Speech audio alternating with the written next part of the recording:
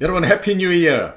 2021년도에는 정말 화평을 누리며 승리하는 한 해가 되기를 간절히 소망합니다. 지난 한 주간에는 신년 특별 저녁 집회가 있어서 우리 새벽 기도를 하지 않았습니다. 그래서 영상을 드리지 못했는데 이제 이번 주부터 또 새롭게 새벽 기도 영상을 함께 올립니다. 여러분 특별히 2021년 코로나가 계속 지속되고 있는 가운데 있는데 우리가 어떤 어려움이 오더라도 그 속에는 하나님의 인내, 연단, 소망의 열매가 있다는 사실을 확신하시고 자신 있게 담대하게 한 발 한 발 나아가는 한 해가 되었으면 좋겠습니다. 오늘 하루도 하나님이 주신 말씀이 분명히 있을 겁니다. 그 말씀 붙잡고 승리하며 평강을 누리는 귀한 하루가 되기를 주님의 이름으로 축원합니다. 기도하겠습니다. 하나님 아버지 감사합니다. 2021년 이 한 해를 다시 한 번 더 하나님 손에 올려드립니다. 하나님이 이 시간을 허락하셨고 또 우리에게 선물로 주셨사오니 하나님의 약속이 이루어지며 그 약속을 경험하며 기뻐하며 평강 가운데 나아가는 한 해 되게 하여 주옵소서. 오늘도 말씀하여 주옵소서. 듣겠습니다. 순종하겠습니다. 예수님의 이름으로 기도합니다. 아멘. 1월 13일 수요일 새벽기도 큐티 나눔 함께 하겠습니다. 오늘 본문 말씀은 사도행전 3장 19절에서 26절 말씀입니다. 우리 말씀 함께 보겠습니다. 그러므로 너희가 회개하고 돌이켜 너희 죄 없이 함을 받으라. 이같이 하면 새롭게 되는 날이 주 앞으로부터 이를 것이요 또 주께서 너희를 위하여 예정하신 그리스도 곧 예수를 보내시리니 하나님이 영원 전부터 거룩한 선지자들의 입을 통하여 말씀하신 바 만물을 회복하실 때까지는 하늘이 마땅히 그를 받아두리라. 모세가 말하되 주 하나님이 너희를 위하여 너희 형제 가운데서 나 같은 선지자 하나를 세울 것이니 너희가 무엇이든지 그의 모든 말을 들을 것이라. 누구든지 그 선지자의 말을 듣지 아니하는 자는 백성 중에서 멸망받으리라 하였고 또한 사무엘 때부터 이어 말한 모든 선지자도 이 때를 가리켜 말하였느니라. 너희는 선지자들의 자손이요 또 하나님이 너희 조상과 더불어 세우신 언약의 자손이라. 아브라함에게 이르시기를 땅 위의 모든 족속이 너희 시로 말미암아 복을 받으리라 하셨으니 하나님이 그 종을 세워 복 주시려고 너희에게 먼저 보내사 너희로 하여금 돌이켜 각각 그 악함을 버리게 하셨느니라. 오늘 본문은 베드로의 설교가 유대인들에게 계속되는데 유대인들이 회개하고 돌이켜서 죄를 용서받기를 권면하면서 하나님께서 예수님을 다시 보내실 것을 선포하고 있는 내용입니다. 19절에 보니까 그러므로 너희가 회개하고 이 회개는 악으로부터 떠난다 그런 의미거든요. 그런데 돌이켜 너희 죄 없이 함을 받으라. 이렇게 죄에서 돌이켜서 완전히 돌이켜서 다시 말하면 죄의 종노릇 하는 곳에서 악으로부터의 지배에서 완전히 떠나버리면 너희는 새롭게 되는 날이 주어질 것이다. 이것은 우리 힘으로 절대로 안 됩니다. 그래서 예수 그리스도를 믿어야 된다는 거예요. 그 믿기 전에 너희들의 잘못을 회개해라는 겁니다. 그래서 죄는 우리 모두가 내가 죄인인가? 내가 그렇게 죄를 많이 지었나? 이렇게 생각할 수 있습니다. 그러나 믿음 없는 모든 행동과 생각은 성경에서는 죄라고 합니다. 여러분 다시 한 번 더 우리의 삶을 돌이켜보면서 내가 믿음 없는 행동과 믿음 없는 말을 또 믿음 없는 생각을 한 것이 있다면 우리는 회개해야 합니다. 이것을 하나님께서 오늘 베드로를 통해서 말씀하고 있습니다. 그러면 회개를 하면 구원의 은혜를 받게 되고 굉장히 새로운 날이 진행될 것이다. 그래서 새로운 피조물로 살게 된다는 약속을 하시는 것입니다.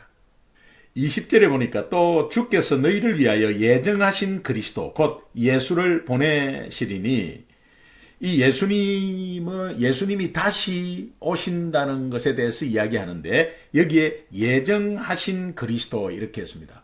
그러니까 이 말씀은 모든 것이 하나님의 계획과 섭리대로 진행되고 있다.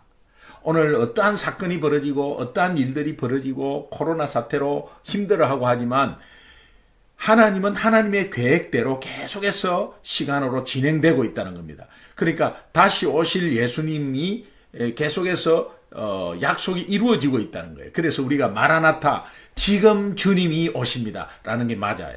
예. 그러니까 먼 훗날에 우리가 어느 날 예수님이 다시 오신다는 그 약속을 그대로 이렇게 생각하는 것이 아니라 하나님이 다시 오실 예수님을 약속했지만 그 약속이 지금도 이루어져 가고 있다는 것입니다. 그래서 우리가 마라나타, 지금 주님이 오십니다. 이 고백이 굉장히 중요하거든요. 그리고 21절부터 25절까지 약속된 메시아에 대해서 상세하게 계속해서 말씀하고 있습니다. 21절에 보니까 만물을 회복하실 때까지 하늘이 마땅히 그를 받아두겠다. 또 22절에 나 같은 선지자 하나를 세울 것이다. 모세가 그렇게 이야기하는데 이게 예수 그리스도를 말합니다. 그리고 3절에 누구든지 그의 말을 듣지 아니하는 자는 멸망받겠다. 그를 믿는 자는 구원받겠다. 이렇게 말씀하고 있고 24절에 또 사무엘 때부터 이어 말한 모든 선지자가 이 예수님이 다시 오실 때를 이야기하고 있다. 그리고 25절에 너희는 선지자들의 자손이요 또 언약의 자손이다. 아브라함에게 이르기를 이 모든 민족의 너를 씨로 말미암아 복을 받으리라. 아브라함 믿음의 조상이죠. 조상은 우리가 믿음의 조상이라고 하는 것은 후손이 있다는 거죠. 그러나 이 아브라함에게 약속하신 이 약속은 후손에게 상속이 된다는 거예요. 그래서 아브라함에게 약속하신 그 약속이 그대로 똑같이 동일하게 내려간다. 그런 의미거든요. 그러니까 오늘 우리가 예수를 믿음으로 인한 하나님의 자녀는 하나님이 아브라함에게 약속하신 그 약속이 우리에게 그대로 온다는 의미입니다. 너무 감사하죠. 예. 하나님이 그래서 믿음의 조상이라고 아브라함을 말하고 있는 것이죠. 그리고 26절에 보니까 하나님이 그 종을 세워 복을 주시려고 이 죽음에서 소생시키다, 세우다, 또 그 자리에서 바로 일으키시다 이런 말이거든요. 예. 그러니까 여러분 안전뱅이를 지금 일으키는 상태에서 우리가 죽은 영혼이 일어난다는 이 상태가 연결이 되는 거예요. 그래서 그 악함을 완전히 버리게 하셨느니라. 예수 그리스도로 인해서 모든 것이 소생되는 그래서 예수님은 하나님의 구원임을 다시 한 번 더 강조하고 있는 내용입니다. 오늘 이 본문을 보면은 베드로가 이 안전뱅이를 일으킨 치유 사건 이후에 지금 계속해서 설교하고 있는 내용입니다. 주님을 증거하고 있는 내용이죠. 그런데 안전뱅이 일으킨 사건과 이 죄사함의 회개 사역과 또 예정된 그리스도를 보낼 사건을 계속해서 연속선상에서 보고 있는 것이 베드로의 시각입니다. 너무 확실하죠. 예. 그리고 이제 현재 이 기적이 안전뱅이를 완전히 나면서부터 아예 선천적인 안전뱅이입니다. 안전뱅이 장애를 가진 이 치유사역의 기적과 예수 그리스도의 재림 사이에 부활하신 주님의 회복 사역을 강조하고 있는 내용이에요. 그래서 특별히 두 가지 좀 교훈이 있는데 첫 번째는 사도들의 증거자 의식입니다. 이 전도자 의식입니다. 예수 그리스도를 그렇기 때문에 증거한다는 의미로 이렇게 말씀하고 있는데 그 의식입니다. 안전뱅이 일으킨 사건을 사람들에게 주의 이름이 이 사람을 온전케 하고 치유케 했다. 너희들이 죽인 예수 그리스도는 하나님이 다시 살렸어. 또 그 예수 그리스도의 이름을 불렀더니 이 안전뱅이가 일어났다. 이렇게 사도들의 증거자 의식. 다시 말하면 예수 믿는 자들은 예수 그리스도를 증거하는 의식이 분명히 있어야 된다. 이 교훈이고요. 두 번째는 이 그리스도의 사역입니다. 선천적 장애를 앓고 있는 이 안전뱅이 장애를 온전케 치유하신 것과 곧 다시 말하면 육신적으로 걷게 한 거죠. 육신적으로 걷게 한 것과 영적으로 구원받아서 하나님 나라에 참여한 일이 그리스도의 회복 사역으로 이어지는 것이죠. 이것을 지금 강조하는 겁니다. 그러니까 여러분이 불신자 가족이나 자식이나 어떤 신체적인 장애도 그렇지만은 정신적인 장애, 영적인 장애 이런 것들이 다 회복시키겠다는 하나님의 약속입니다. 이것을 우리는 교훈 삼아서 끊임없이 그리스도의 사역이 진행되고 있다는 것에 힘을 얻어서 우리가 예수 이름을 계속해서 삶 속에서 불러야 합니다. 그래서 오늘 본문을 좀 요약을 하면 세 가지예요. 예. 첫 번째는 회개의 복이 있다는 거예요. 회개의 복. 예. 정말 우리 안에 가장 큰 고통이 있다면 죄로 인한 고통일 거예요. 그리고 죄책감. 그러나 회개하면 하나님이 새롭게 돌이킨다면 새롭게 새로운 피조물로 만들겠다고 하는 그런 의미거든요. 그래서 회개하면 하나님이 새롭게 해주겠다. 모든 것을 용서하겠다. 그래서 회개의 복이 굉장히 강조되고 있고 그 두 번째는 새로움의 복이에요. 그렇게 회개하면은 그렇게 새롭게 해주겠다는 이 약속 가운데 구체적으로 이제 영생의 새 생명으로 인해서 입혀진 새로운 날들을 계속해서 약속한다는 거예요. 그리고 세 번째는 회복의 복이에요. 첫 번째 회개의 복, 두 번째 새로움의 복, 세 번째는 회복의 복이에요. 회복의 복은 이 땅에서 예수 믿은 이후의 삶의 변화, 성화되는 과정이죠. 예. Justification, Sanctification, Glorification. 그 Glorification은 우리 주님 만나는 날이죠. 정말 이 땅에 다시 예수님이 오시는 날이죠. 심판과 구원이 동시에 있는 날이죠. 우리가 죄를 용서받은 예수님을 영접하는 순간 즉각적인 구원이 일어나고 그 구원이 이루어진 이후에 계속해서 우리의 삶이 변화되는 그래서 점진적 구원이 이루어지는 그런 것을 sanctification. 근데 이 sanctification이 굉장히 중요한 거예요. 우리 지금도 저와 여러분이 이 sanctification의 과정을 이루고 있는 거예요. 성령의 도움으로 인해서 계속해서 이루고 있는 거예요. 거기에 약속을 하시는 거예요. 회복의 변화의 삶이 될 것이다. 그래서 죄 사함이 있고 나서 삶의 변화, 그 다음에 주님과 다시 오시는 예수님 다시 오실 날에 구원받는 정말 이런 것들이 계속해서 이어질 것이다. 그래서 너희는 어려워도 힘들어도 고난 가운데 인내를 주시고 연단을 주시고 소망의 열매를 주신 그 하나님 바라보면서 한 발 한 발 다 자신 있게 담대하게 떳떳하게 나아가라. 이제 그런 의미가 되겠습니다. 이 모든 것을 위해서 예수님은 십자가에서 우리 대신 모든 값을 다 치루셨습니다. 목숨을 바치셨습니다. 그리고 3일 만에 부활하셨습니다. 여러분, 예수님이 우리의 부족한 거, 연약한 거, 또 죄책감, 또 넘어지는 거 이런 것들 다 보상해 주셨습니다. 완벽하게 다 값을 내어 주셨습니다. 어떤 사람은 미안한 마음이 있고 이런데 정말 뻔뻔할 정도로 주님 앞으로 나아가고 매일매일 하나님을 바라보는 것이 그것이 믿음 아니겠습니까? 그렇다면 여러분 적용해 보시면 언약의 자손으로서 내가 당장 회개하고 돌이켜야 할 것이 무엇입니까? 여러분 한번 묵상해 보십시오. 새해를 맞이해서 이제 작년처럼 살지 않기를 바랍니다.